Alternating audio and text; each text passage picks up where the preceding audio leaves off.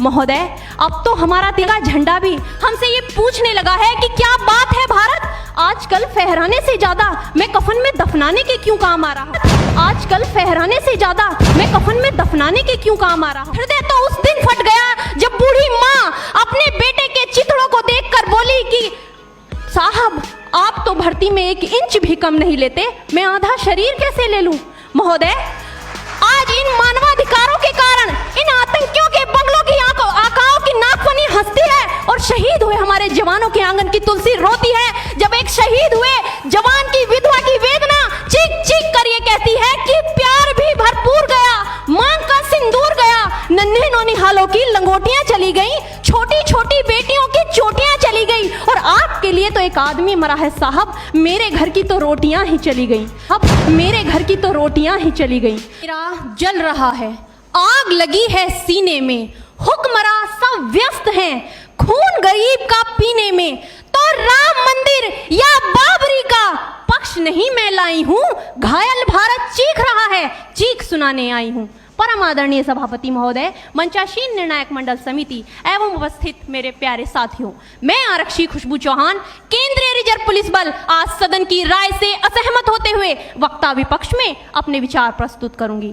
महोदय, दर्द हद से तब गुजरने लगता है जब मेरी आंखों के सामने ताज, पुलवामा, छत्तीसगढ़ में शहीद हुए जवानों के शत विशत अधजले शरीर के टुकड़े, रेत के टीलों से ऊपर जाती लाशों के ढेर और कश्मीर की खून से सनी लाल रंग की सड़कों के दृश्य सामने आते हैं।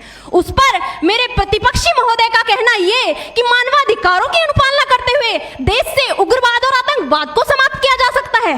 महोदय, अब तो हमारा तिरंगा झंडा भी हमसे ये पूछने लगा है कि क्या बात है भारत। आजकल फहराने से ज्यादा मैं कफन में दफनाने के क्यों काम आ रहा हूं।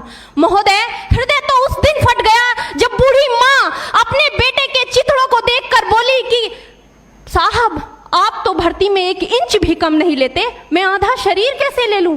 महोदय, आज इन मानवाधिकारों के कारण इन आतंकियों के बंगलों की आकाओं की नाकफनी हंसती है और शहीद हुए हमारे जवानों के आंगन की तुलसी रोती है। जब एक शहीद हुए जवान की विधवा की वेदना चीख चीख कर ये कहती है कि प्यार भी भरपूर गया, मांग का सिंदूर गया, नन्हे नौनिहालों की लंगोटियां चली गई, छोटी छोटी बेटियों की चोटियां चली गई, और आपके लिए तो एक आदमी मरा है साहब, मेरे घर की तो रोटियां ही चली गई।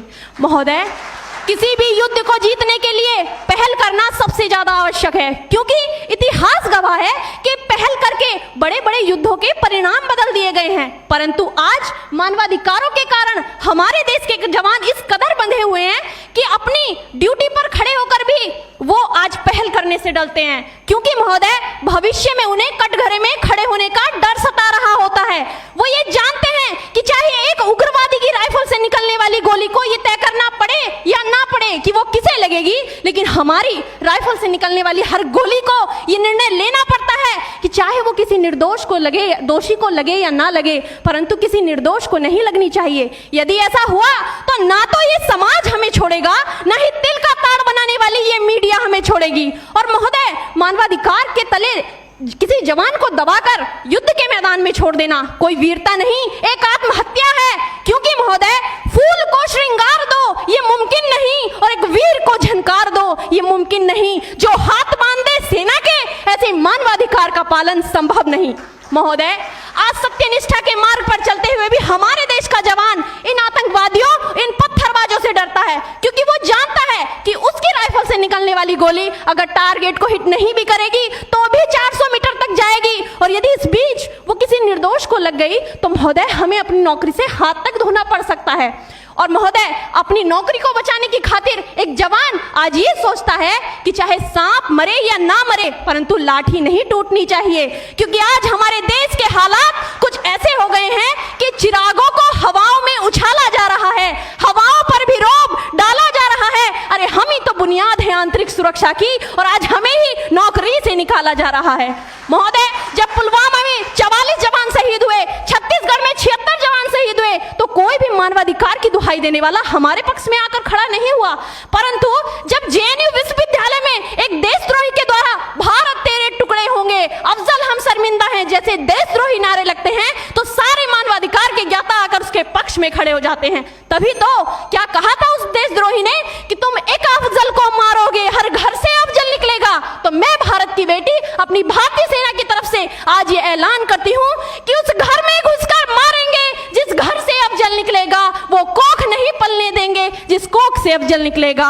उठो देश के वीर जवानों, तुम सिंह बनकर दहाड़ दो। महोदय, अंत में अपनी वाणी को विराम की ओर ले जाते हुए मैं सिर्फ इतना ही कहना चाहूंगी कि मुझे अफसोस है अपने देश की न्यायिक प्रक्रिया पर, जहां आज भी रात के 12 बजे अजमल कसाब जैसे आतंकी के लिए सर्वोच्च न्यायालय के दरवाजे खोल दिए जाते हैं। ऐसे देश से मानवाधिकारों की अनुपालना करते हुए आतंकवाद और उग्रवाद से कभी नहीं निपटा जा सकता। मानवाधिकार के नाम की दुहाइयां देने वालों, सीमा पर लड़ा नहीं जाता चरखों से शोलों के आगे, रामायण पढ़ी नहीं जाती सीमा पर गोलों के आगे। धरती के घोर कुहासे को एक सूरज ही हर सकता है, क्योंकि एटम बम से रक्षा केवल एटम बम ही कर सकता है। जय हिंद, जय भारत।